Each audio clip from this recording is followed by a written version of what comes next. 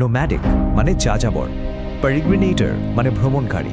তিনি ছিলেন ডিভাউট মানে একনিষ্ঠ, তার মন ছিল ব্লাইথ অর্থাৎ প্রফুল্ল, আর তার সবচেয়ে বড় গুণ ছিল রেকটিটিউড বা নৈতিকতা।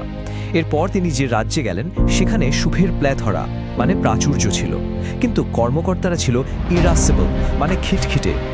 রাজ্যের কর্মকর্তারা সাধারণ মানুষকে কন্ডেসেন্ট করত বা নিচু চোখে দেখত। তাদের এই ব্যবহার ছিল পেকিউলিয়ার মানে অদ্ভুত। তারা সামান্য পেকিডিলো বা ছোট ভুলের জন্যও শাস্তি দিত।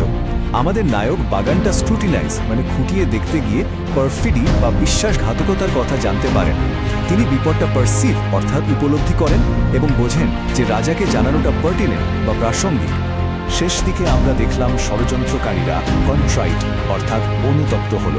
রাজা তাকে পারপেচুয়াল বা চিরস্থায়ী একটা জীবন দিতে চাইলেন, সাথে অনেক পারকুইজিট বা বিশেষ সুবিধা, কিন্তু ভ্রমণের প্রতি তার পেনশেন্ট বা ঝোঁক এত বেশি ছিল যে তিনি সেই পেইনস্টেকিং বা কষ্টসাধ্য পথটাই বেছে নিলেন আর চলে গেলেন রাজ্যের ফ্রেঞ্চ বা প্রান্তে। তাহলে শেষে একটা প্রশ্ন কিন্তু থেকেই যায়, তাই না?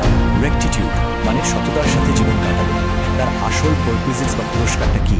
রাজপ্রাসাদের আরামের জীবন, নাকি নিজের মনের শান্তি খুঁজে পাওয়ার জন্য অন্তহীন পথে হেঁটে চলা? উত্তরটা বোধহয় আমাদের সবার নিজের মধ্যেই আছে।